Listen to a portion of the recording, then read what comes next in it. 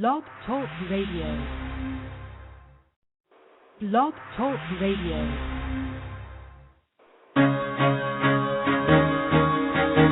Carol the Coach. Sex, love, and relationships. We talk about it here. Carol the Coach. Compassion with contemporary relevance. I am a psychotherapist. I can be your personal life coach, and I can help you with your issues. There are no problems too small or too big. You can talk about anything. Speaker, columnist, radio TV host, and commentator. Carol the Coach brings messages of wellness and empowerment within reach of everyday people every day. Almost 5 years ago, I lost my soulmate in an accident. He was killed in a plane crash. Life just, for me, has seemed to stop. There are groups all over the city. I teach one. It is a specific way to start thinking so that you shift how you see the world, which then shifts your energy, and then you feel better and you actually see things differently. Carol the Coach. Always available, too, at carolthecoach.com. Now, I've got Russell on the line. I'm 47 years old. I'm a truck driver. I'm married. I have a wife in San Francisco. Okay. I haven't been home in 6 months. My thing is, I don't know if I have a sex addiction or what the problem is. Why do I want what I can't have? And as soon as I can have it, I don't want it anymore. You're right on target when you say, I don't know if I have a sexual addiction. Well, guess what? Yes, you do. And you know what? That's my specialty, Russell, so you're at the right place. Continue. I meet women online, and I'm in a different part of the country. I travel all 48 states, so I love sex. I hear self-esteem issues. You never felt good enough, and you didn't feel like you were getting what you should have then, and you're reenacting that now. Do you want to change that about yourself? I got an interesting email this week. He says, thank you for taking my email in question. My girlfriend and I listen to you on the radio, and she respects your opinion as I do. So here's the question. I've been separated for 9 months. I'm working on a divorce. Is it okay to date? I believe it is. But she's not comfortable with being around people who know my divorce is not final. Can you help? He kind of answered it when he said if she's not comfortable, it's not a good gig. And Pat, you have some questions about dating? I am 58 years old, and I've been divorced for years. I was watching the Oprah show the other day, and they were talking about sexual desire. How does that factor in if you're after menopause? Obviously, being postmenopausal, you aren't going to have the same pheromones, but then the men you're probably going to be dating, they're not going to have that need to mate with you, for children. How do you feel about... All right. You're talking to Carol the Coach. Hi, this is Hope, Strength, and Recovery with Carol the Coach, and I am so glad to be with you tonight. I have dedicated this show and my time to helping you with sexual addiction, whether you believe you might be suffering from that, or if you're a partner and you love somebody who appears to have a sexual addiction. There aren't a lot of places to hear advice publicly. So my show, Hope, Strength, and Recovery, Sex Addiction and Sex Help with Carol the Coach, is a way to access that information every Monday night, 9 o'clock Eastern Standard Time. And I'm really comfortable with radio. I'm really comfortable with this topic, in part because I got certified. I'm a CSAT, that's a Certified Sexual Addictions Therapist, and I actually belong to 2 different professional groups. And I got to tell you, I get so much information from them on a daily basis and a weekly basis. We pass around really tough cases and talk about what resources are available. And we talk about, the newest theory, the newest research, and the newest techniques that may be available to help you. I know that in just the last month, I have referred to 2 different treatment centers that I think are really good here in the United States. And, of course, the beauty of Blog Talk Radio is that this program goes throughout the world. We have people all over the world that listen to this show, and I feel a lot of gratitude to be able to help you with this issue and to publicly help you get through the shame, feel better about yourself, and improve your self-esteem. Now, I mentioned those two groups. One is a CSAT group. It's for Certified Sexual Addiction Therapists, and the other is it's called the SASH group, and it is for sexual health. And I tell you what, I had heard about two workbooks that were free. They were available to anybody who went on a specific website, and I wanted to take a look at them. So I was so impressed with the Impulse Treatment Center, ITC, because they literally came up with two free workbooks that any of you can get just by going to their website. And the one workbook is called Freedom from Sex Addiction, and the other workbook is called Freedom from Sex Addiction for Partners. They're both self-help workbooks, and I say that because not only do they go over what is sexual addiction and what can you do about it, but they talk about some of the most basic dynamics that will help you to decide, do you indeed have a sexual addiction, or does somebody that you love have a sexual addiction? And then what do you do about it? And this is a fabulous thing because truly we are in, although sexual addiction's been around forever, we are in the beginning stages of figuring out what would help people the most. Tonight we're going to be talking to Don Matthews. He's the founder and director of the Impulse Treatment Center, and he, as well as the staff from Impulse Treatment Center and Joan Gold, who's an MFT, wrote these two workbooks. Joan was going to be on the air with Don. I'm not sure if she's going to. She had an accident over the weekend. We wish her the best. And but Don agreed. You know, he was going to be on anyway. He said, I'll go solo if I need to, so we'll just see if they are available together or separately. I know it's going to be a good show, particularly because if you're wondering, do you have a sexual addiction, they give very simplistic but understandable definitions of what is a sexual addiction. Because you and I both know that when you talk about sex addiction, there are a lot of people that say there's no such thing. And yet, what we know about people who have obsessive and compulsive thoughts about sex where they act out and they can't seem to control it and it's obsessive and compulsive, they have secret lives and they use sex to relieve or escape anxiety. It's an intimacy disorder. I mean, people that have this condition have a difficult time being real with their loved ones because they hold the secret deep inside. Consequently, it's really hard to connect feelings of intimacy with sexual behavior. And this workbook goes on to say, if you have a sexual addiction, you're violating your own ethical, moral, and professional principles. You know, there's a loss of control of sexual impulses, and there's ritualization. There's other things that you may do prior, during, or after the sexual addiction.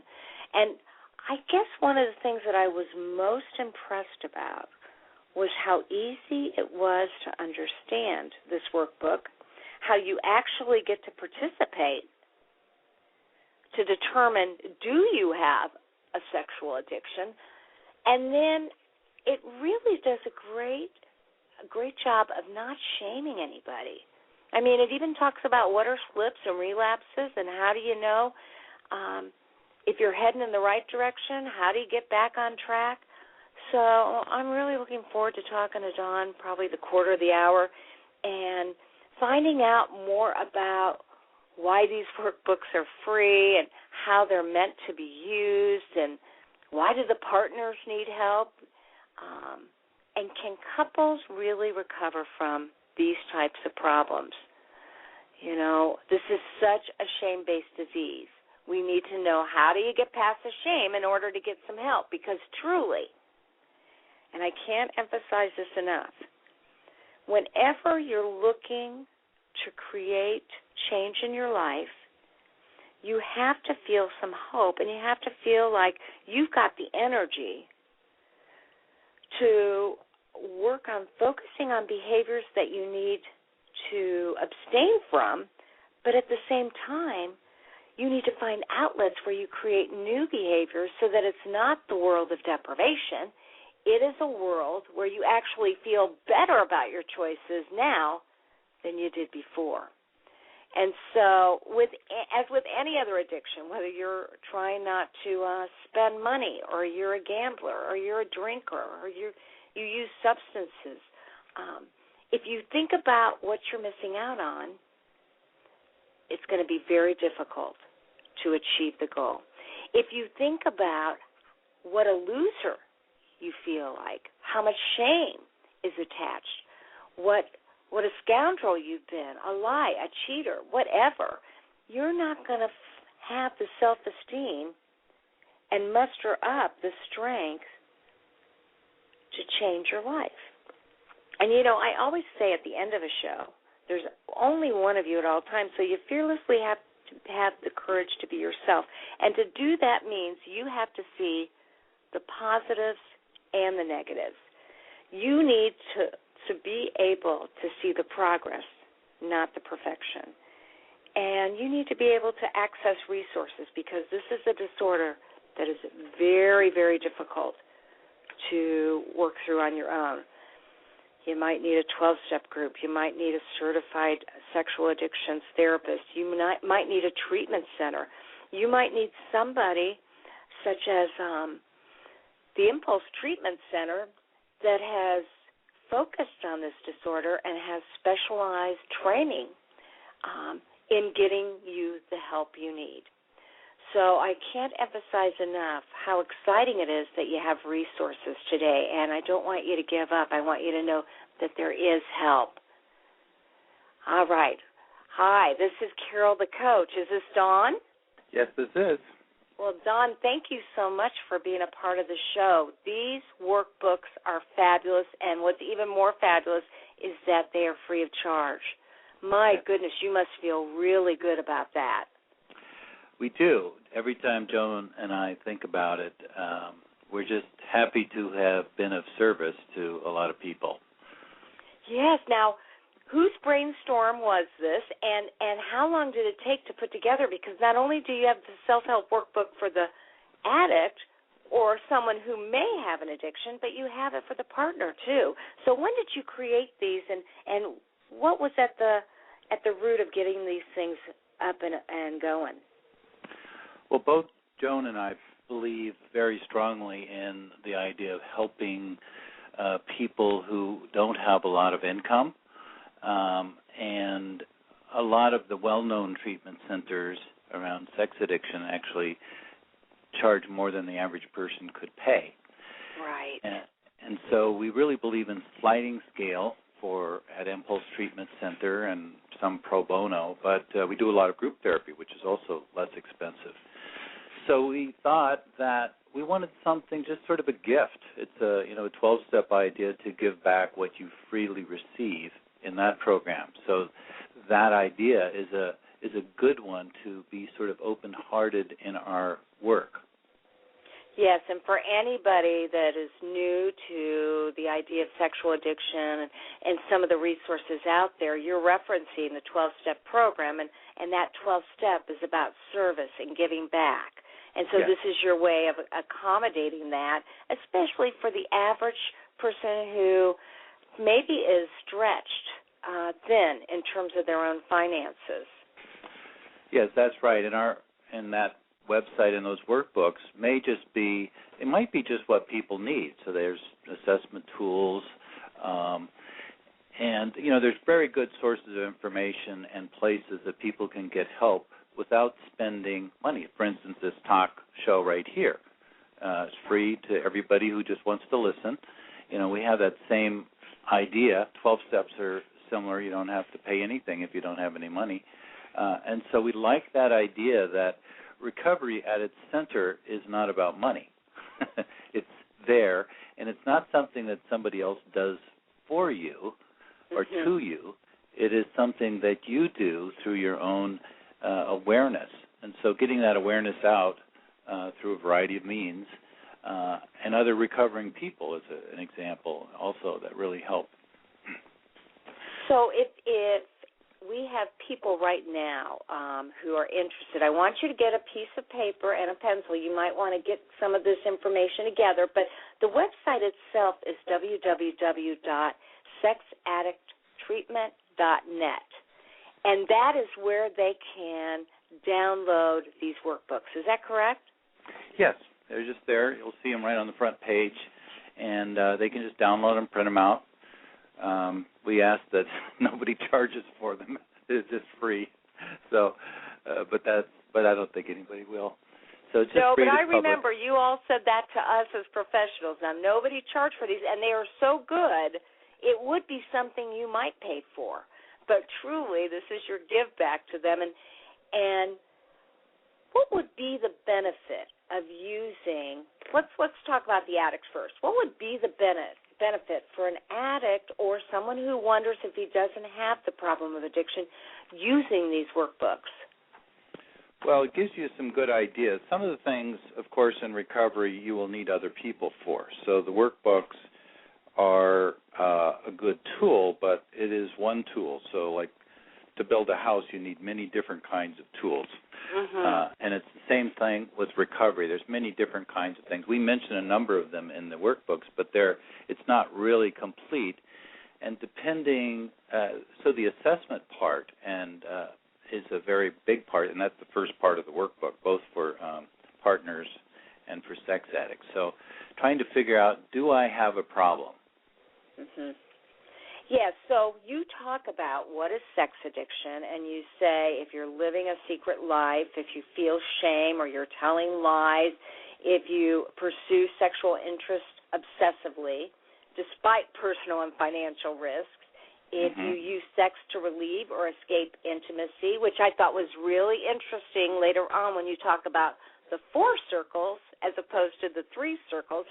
You put the feeling component into that. I really like that. And, obviously sex addiction can be an intimacy disorder. So would you go so far as to say if somebody is having difficulty with addiction, with sexual addiction, they 100% have an intimacy disorder? I don't think I've ever seen an exception to that, and I've seen, actually 2,000 or 3,000 people, probably closer to 3,000 now, over my career, and I haven't actually seen an exception. Even with people who are not in relationships are affected by the intimacy problems, because we're not in relationships at all. We're just not sexually romantic. Involved, but shame, for instance, will affect all kinds of other relationships. It will keep us away from relationships. So in a negative sense, we may stay away from relationships out of shame. Yeah, ultimately because the person may not feel worthy of a relationship. Yes. And that is very, very difficult. So if somebody is not in relationship right now, they still may have an intimacy disorder because it's their self-esteem that's keeping them from that based on their behaviors. And that's what I thought was so interesting about Chapter 2. You outline, do you have a problem? And you say, do you ever? And people are to answer yes or no. And just some of the questions, do you ever become irritable if sex is not available? Do you ever believe that sex is your most important need? Do you lie to get sex? Do you lie to cover up sexual acts? I had a man today who is just a wonderful person. He has been sober from prostitution and from video stores and for over a year. And today I just happened to say to him, is there anything you feel shameful about? And he said, well, yes. I've increased my porn use in the last 4 months when I got my new phone because it's a bigger screen and it duplicates much of the videos I used to watch 20 years ago.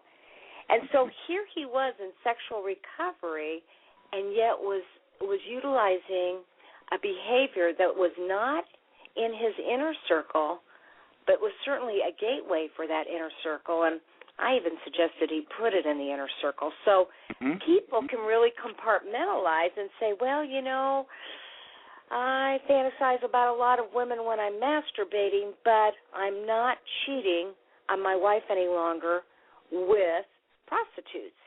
And those kind of situations, this workbook will help you at least look at, well, are you honest about that? Do you feel shame about that? And that helps to identify whether you need some sort of professional help. Right. Those are two really good ideas for recovery, honesty and shame reduction. And those are really sort of the heart of the intimacy problems. So we really we want to get the goods of a relationship, of an intimate relationship, and being open-hearted. And that the more open-hearted we can feel, the more revealing we can feel, the more trusting we can feel, the more we get the goods. Still there? I think that's, I sure am. I was just thinking about that statement you said, the more open-hearted we are.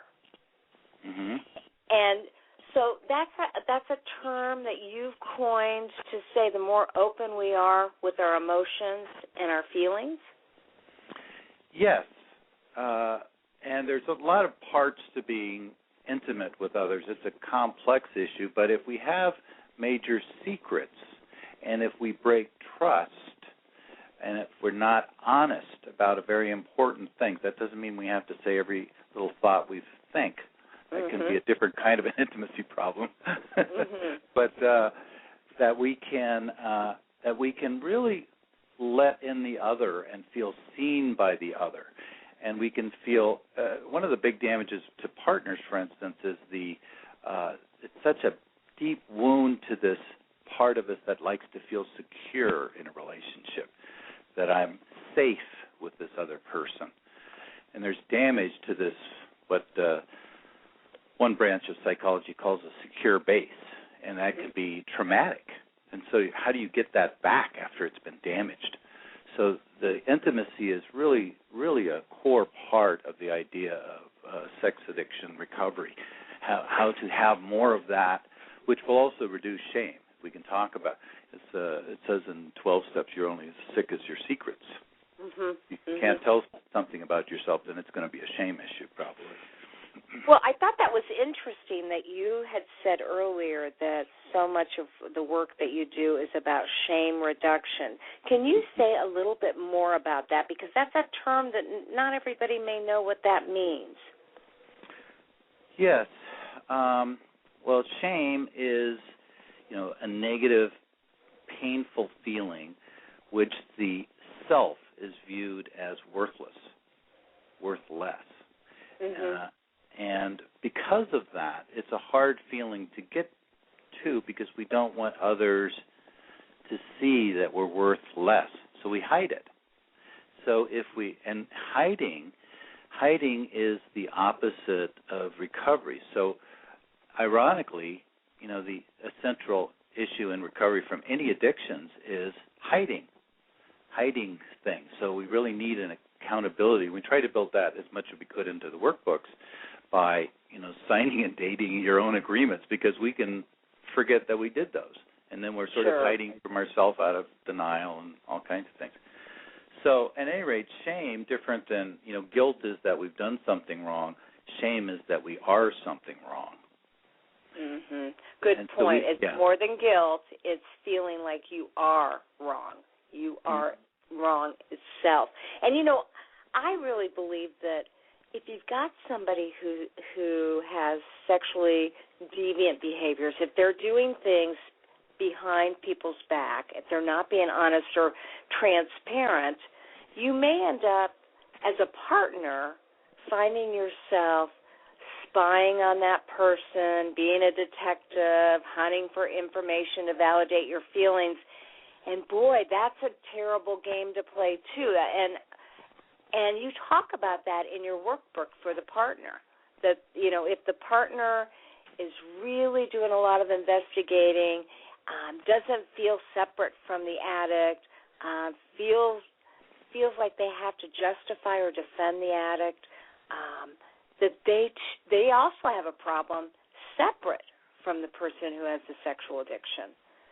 So what do you provide for them in this book, in this workbook, and what do you provide at the Impulse Treatment Center? There's sort of some ironies that the treatment, even though quite different and sort of two different, very different programs, which may never ever connect. It could be that one, partner, husband and wife, are on two different tracks, but they may not do anything together while they're in impulse treatment. So they might have some couples counseling at some point. We don't usually emphasize that in the beginning because the internal, I said that secure base can be so disrupted. So it's sort of like how do you nurse a person back from a big wound? And this can be right up there with, it is a kind of trauma for many people, for many spouses. So how do you recover from that? How do you recover from abuse, for instance, of any type? And this is similar. It may not be directly abusive, but when you find a person that you've trusted and you have so much invested of emotionally and maybe financially in all kinds of ways, and they do something that you distrust, and sex in itself, a distrust around sex is so much more intimate than other things because it has to do with our bodies. And there's a deeper level of hurt and pain in that. So the spouses, and when we've been abused or hurt in this particular way, can we just recover on our own? If we had a big flesh wound, would we just say, well, I can handle that? And maybe we could. And some people can. Maybe they have good resources or something. But it really helps to have specialized attention on that issue because we can also get stuck there. It can be a sort of an open wound and that never really heals properly. And we can just continue to get activated, angry, depressed. All people who've been abused, for instance, can get stuck there. So we have to have some tools, and especially other women who are going through that or really can empathize with the feelings that are that you're going through and validate the anger and how difficult it is. Just to have somebody listen and understand it, and also give you some tools that we list some of those in our workbook here, and I'm sure you do as a psychotherapist also. Oh, absolutely. And there's this new. One of the things that I needed to ask you is, I know that the partners need help. We look at it as a systems issue, and although the issues are different, it does involve the system, and so I know a lot of the women and men. I'm seeing more and more men that are partners of sexual addicts, and they don't know what to do, and they want to stop their compulsive behavior of investigating or not trusting, and yet they are so tired of being hurt. It's a way that they can control, at least the impact of being hurt if they find out about it, as opposed to if they actually look for it and find it, as opposed to just finding out about it. So do you believe that the addict is a victim here? They are in certain ways. Everybody's sort of victims in our life at some point, and our job is to turn that into something that's useful. We can really get better through any experience. We don't have to just stay stuck in that, because we're going to have life experiences that are not fair, and that may be very, very hurtful and lots of loss. So how do we not get stuck? How can we turn this into something that's good for us? Relationships can heal from this. I've seen some that are far better. They would tell you, my clients, I'm sure you've had this happen too, that you've had couples after, it usually takes a while. This is not trust is built in like bricks, one brick at a time. We can't get that back just because we say we're sorry. But couples, anyway, can get better. They can use this to heal and grow in their intimacy, which was probably stunted anyway. Well, and that's why I really like the fact that you ask both the partners and the addicts to take a look at their different areas of their life and kind of evaluate what is and what isn't working for them in general, because that all feeds into healthy and unhealthy behaviors. And part of this workbook is that you look at the legalities of your life and the finances and your relationships and your emotional health and your physical health. I mean, this workbook is ingenious for getting people to look at self-care. Thank you. And Joan really did the bulk of this, and she's maybe listening from the hospital. She broke her leg a couple of days ago. Oh, Joan, we want you to get better. And for anybody out there listening, if you have a question, you feel free to contact us. That number is 646-595-3284. Feel free to call in, interrupt us at any point. Dawn and I are ready for any questions you might have. And we do want Joan to get better because that was just a terrible thing for her. So Can you tell me, if this is a shame-based disease, how does someone get past the shame in order to get help? Yes, good question. And that shame is the essential ingredient, and of course it can come up for the spouses too. Couldn't I have been a better lover, and all these things that people beat themselves up with. And by the way, for those partners out there, men who are in recovery, almost never do they actually say it was this partner's fault. This is from the sex addicts themselves. So once they really begin to realize that, oh, well, I would have done this with anybody, actually, it's really helpful to hear that from a partner, that it's not about you, but it will trigger off deep feelings and some behaviors that may be destructive on your side. But at any rate, the shame part, I think Patrick Carnes was correct in his second book on Contrary to Love. He talked about the types of families that sex addicts tend to come out from, that they were a little bit more rigid and disengaged, yes, rigid and disengaged. And I think in my years of working around this, I think that is true, even though I don't know how much research there's actually been done on that. But I would say, more than half of the men come from a family that, in that sense, they look very good. Lots of church people in churches, and come from that sort of a classic style. The preacher's kid kind of style. So you learn lots of rules and. Yes, rules. You go by them. You give to people what they want to hear. You actually develop better social skills than most people to give others what they want to hear, and become sensitive that way. So sex addicts oftentimes have that side, which makes them a little hard to detect. So that's another reason why women don't need to beat themselves up for getting involved with sex addicts, because they're hard to detect sometimes. You have to really know what to look for. So, but shame, how do you deal with that? How do you, one is identifying it, and there are some, we hit these areas. A lot of times we can go for a while without feeling much shame. It's there, but nothing triggers it off. Sometimes the revealing of the sexual behavior, whether through disclosure or through it just being found out, happens. And then you'll be in touch with your shame issues. So, and that can be useful, though, because if you can do something and learn it. I had a man come into my practice, just a little short while ago, and he cried for the entire hour out of shame. Oh, boy. The whole hour out of shame. And then he felt better. It's like he poured out all this shame, and then we sort of had to look at it. And, how long has he been keeping the secrets? His whole life. And to get that stuff out in the open with people who can understand and don't shame you and have some understanding. Yes, you've broken your own values and other people's values, but that does not mean you're a worthless person. And so and that helps people. You get it in 12-step when somebody's speaks and says, I'm Joe, I'm a sex addict, and the people clap.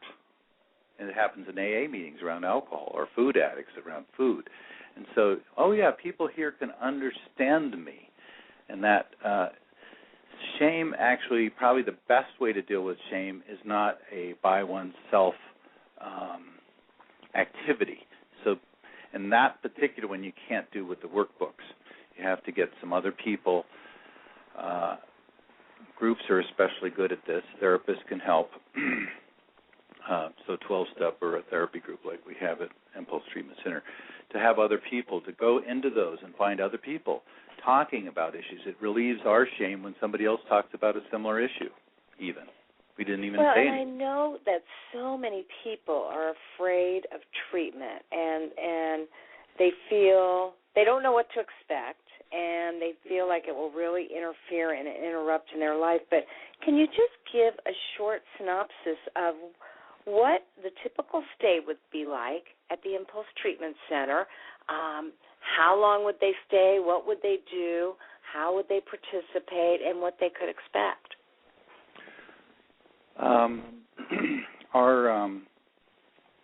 Our typical program, and we always make it for the individual, so this is a typical but not one that's always used. Many people we see 3 times, and they move into group, knowing that is cheaper, but it's also an excellent form of therapy for addictions of all kinds. We're actually giving a talk at the Sexual SASH conference in September on this idea. And when you say you see them 3 times, does that mean they're seen for individual assessment and therapy 3 times, and then they move into an intensive outpatient group, or were they actually Exactly. staying? Well, some of them stay in individual. It depends on how severe their sex addiction is. Sometimes they have another therapist working with them around sex addiction. So we work with a lot of therapists, some at Impulse Treatment Center, some at other places. Not everybody wants that. And so, it might be enough. Some people get enough out of the group therapy alone. That might be a milder addiction. Maybe they're going to 12-step or have other resources. And maybe they're sort of dipping their toe in and wanting to explore. So doesn't matter. The group is usually it's a very supportive kind of an atmosphere, but people, the goal, and as everybody knows, is to be honest around your sex addiction. And so you get in there, and the groups, it's a minimum 3-month commitment. Initially, a long time ago, I thought that people would get sober and leave. Well, what I didn't realize is that's sort of the tip of the iceberg. And so a lot of people don't want to leave because men in particular, because I work mostly with the men, and Joan and Lori Pantel works with the spouses, that men, which they really have not had any experience about having good relationships with other men. So it becomes sort of like a men's group. There's not much acting out going on in the groups usually. There's very, very little after they get in and start being accountable. But so sex addiction becomes sort of an issue, but for many, sort of a secondary issue, and they begin working on some of these other issues that both the workbooks talk about, setting up boundaries. Lots of sex addicts are nice guys with good social skills, but they don't set up boundaries well. So they have to learn that. Give us an example of a boundary that you might see in group therapy that they talk about. It happens, almost every week in these I'm sure. groups. And for instance, not telling the boss that they need to get off from their work to come to the group, or their wife wants a certain color in the living room, but they don't like it. So it's not worth fighting about. I'm not going to say anything. Well, those are anti-intimate, just like shame and like secrets. They pile up, and one way to almost guarantee that a couple is not going to have sexual relationships is that they don't fight. They don't have disagreements. They don't set up boundaries. So then they have to use emotional distance, and usually that goes along with sexual distance in the relationship. So healthy conflict becomes a center part also, but I call it sort of stage 2 recovery of helping sex addict, because that's one of the negative feelings in those, the 4 circles. If you're not dealing with your negative feelings, including resentments, anger, boundary issues, and those kind of things, then you're not going to really get the goods out of your recovery. You're just going to be not acting out at best. Right.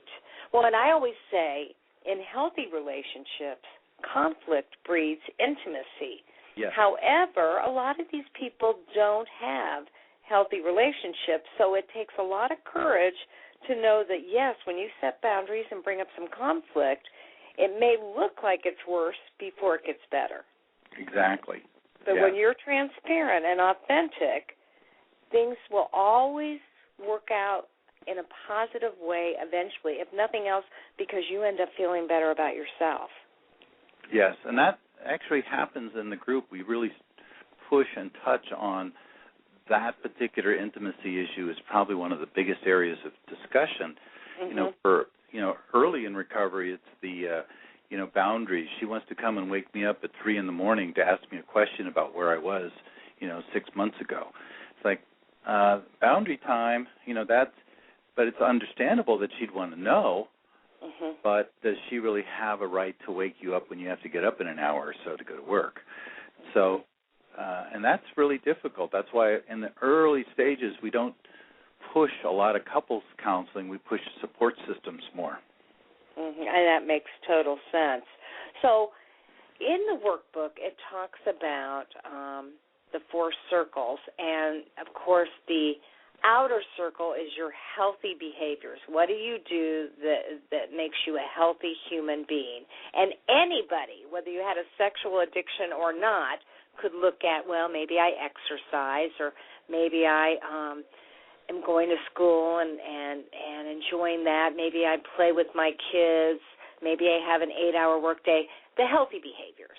And then the middle circle behaviors are those behaviors that can set an addict up to for sexual addiction.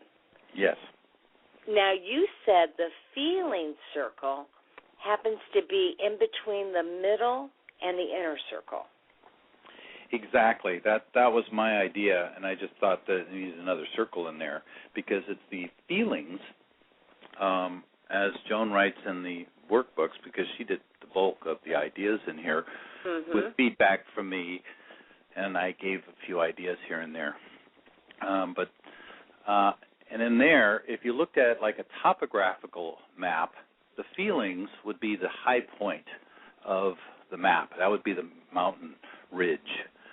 And so that way you decide which way you're going to go, towards outer circle and all the things that are listed in this workbook and other places that are good for you to do, that help you. Maybe talking with somebody else, talking with your group, doing some journal writing. And there's a whole list in the workbook, of course. Or you will probably move towards addiction, or at least feel deprived, more negative feelings. So you're going to build a backlog. At best, you're just going to have a lot of negative feelings. So recovery, real recovery, is not so much about, and this is my view, and there's probably different opinions on this, but being squeaky clean forever may mean nothing. It may mean, well, you got to this place that you're squeaky clean, but you never got to getting the goods in your life. You're still sort of without friends and not doing the inner work. That will lead to, more fulfilled, meaningful life. So,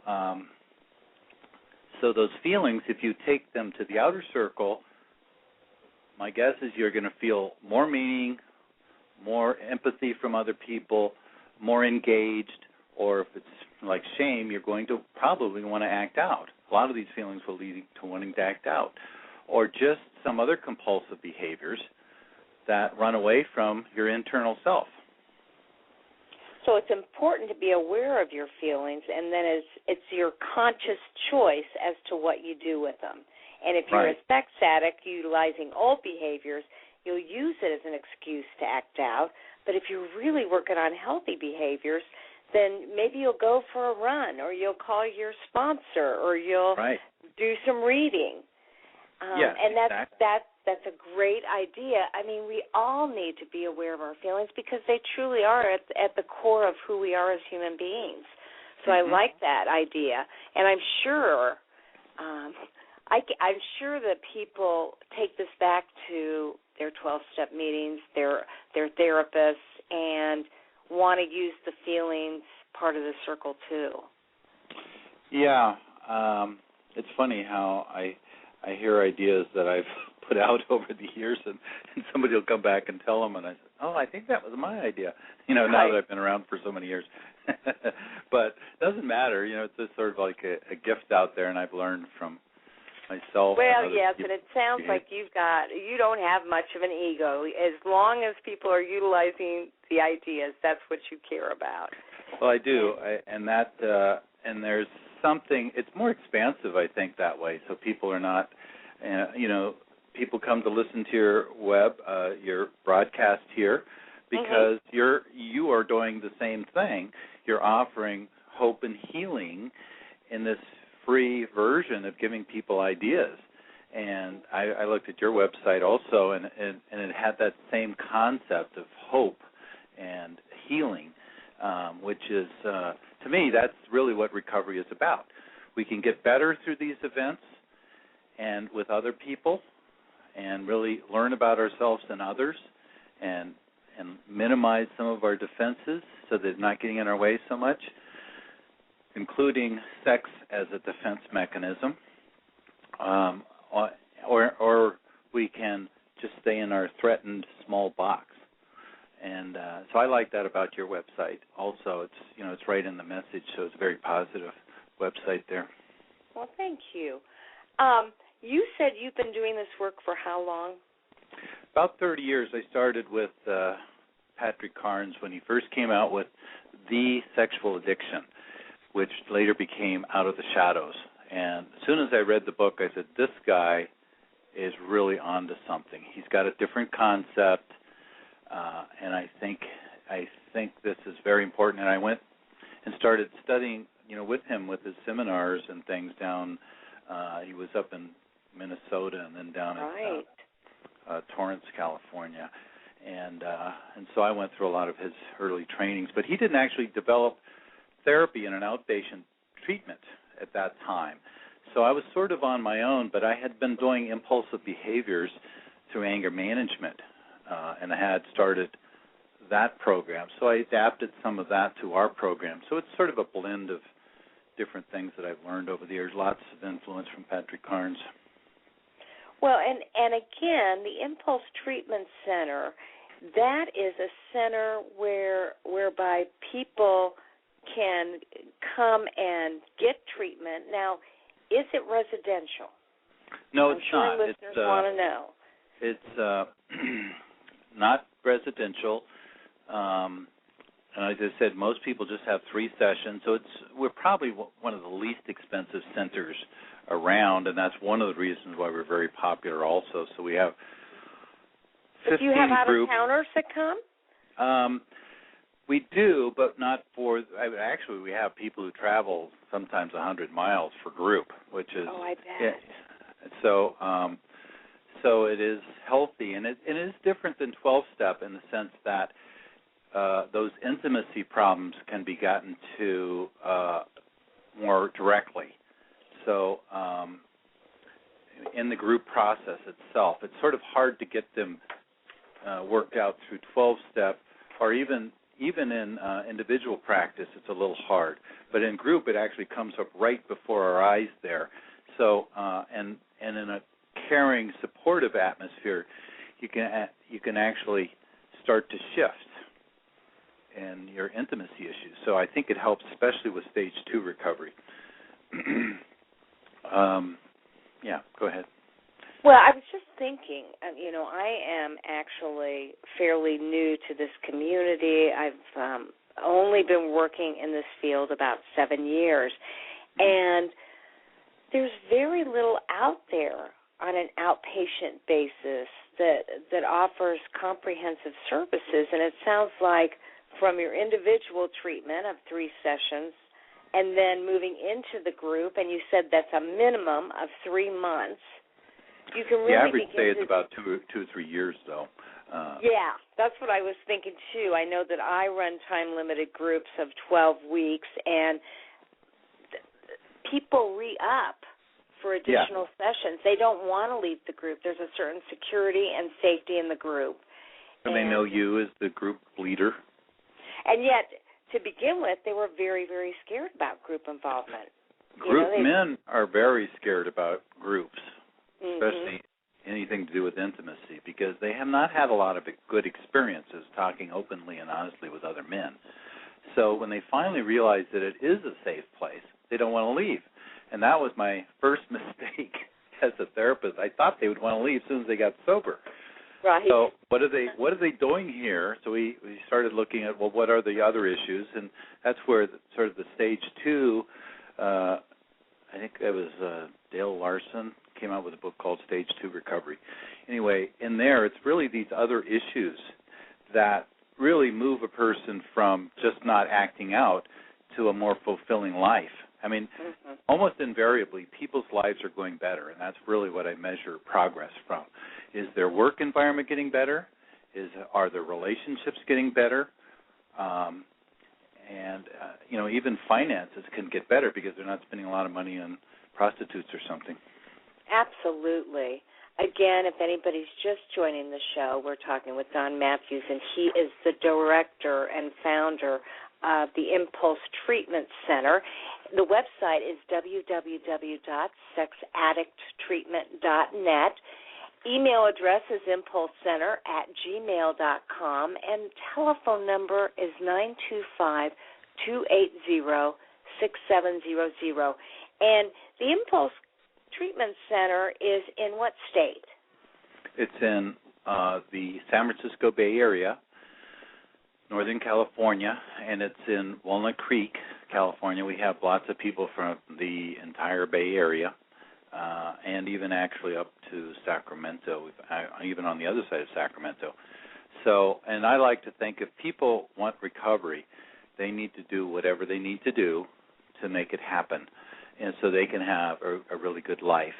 And that doesn't mean always spending a lot of money and everything, but drive to where you need to, get with people you need to, and make it a major priority. And that's the addict's job. If you want to have a good life, you're the one that's going to make it. And I have to admit that certainly the people that I've worked with have been so wounded, from the addict who may have experienced a large degree of abuse in his or her life, and then they're reenacting that trauma, to the partner who thought he or she knew his or her spouse, and then realized that much of the relationship was an illusion. But there is hope for these couples, and they can recover from their relationship. What do you think is different about your program versus a couple that just goes to couples therapy? Actually, quite a bit of difference, because, as I said, we don't push a lot of couples counseling. Usually it's sort of crisis management is what people are going into when they're doing couples counseling. And if he is not into a good, solid recovery in his acting out behaviors and really committed to being honest, I had a number of people come to me and they said, well, I was just lying to my couples counseling therapist. I was acting out the whole time. I said, well, you wasted your money. Yeah, that's somebody who needs to do some serious individual work, because he or she is wasting their money and their life. Yes. I mean, this is an intimacy issue, and you're breaking trust in some major way. And so I want to really make sure that honesty is a part of the agreement for him in particular. And for her, she needs to be able to start going into her what I call softer feelings versus just the feelings that are natural but more closely connected to defense, like anger. So, for instance, a lot of, anger is called a secondary emotion. It's natural, and it's a healthy emotion, but it can get us into trouble. So if I tell spouses, if you want to know what he's up to, just ask him and talk about, my fears are coming up around if you were acting out today, or, that you were making that phone call to somebody. Do you mind, helping me with that? And that's hard because she's already feeling extremely vulnerable. To stay vulnerable is hard for her. But if she can do that, then these guys will usually say, yeah, sure, look at my phone here. I don't want you to feel bad and fearful. But if she says, what were you doing? Why were you late? It's like, well, he's going to probably get defensive.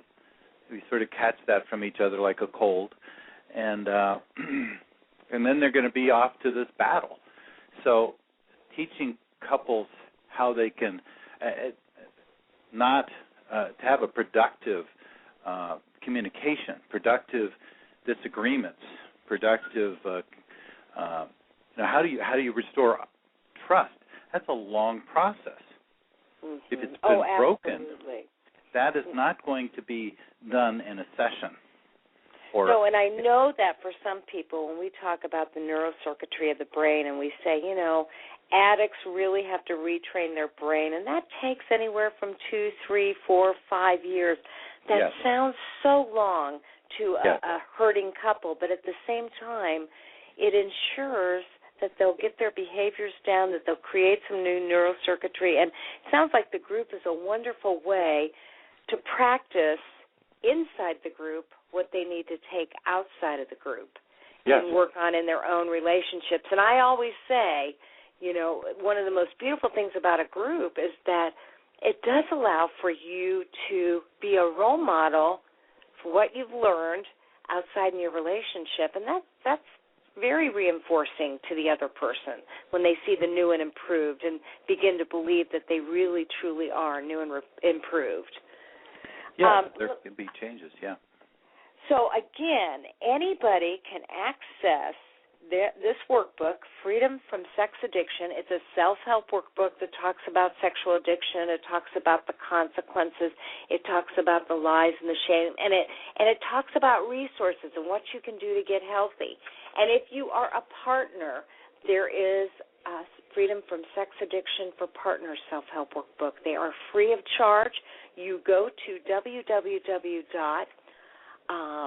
let's see here. It's the sexaddicttreatment.net website, and download this for free. Take a look at it, and it will guide you to the next step. And you would say for people out of the California area, they probably need to find a good group for sex addicts or for sex partners separate from 12-step groups. Wouldn't you agree? In their own I would city? agree. That's the ideal treatment, and I think that's the ideal treatment, to really get a good, strong support system in place. This is a real buddy system, both for partners and for sex addicts. That will become part of your secure base in your life, your security place. And a lot of people even talk about it in 12-step. It becomes part of their the loving energy there, becomes part of their higher power concept. And so I like that idea, and I think it does really help. And there's with these workbooks, we don't have any ulterior motive like you see on so many things that are free, like, oh, we want you to buy something. No, there's nothing to buy.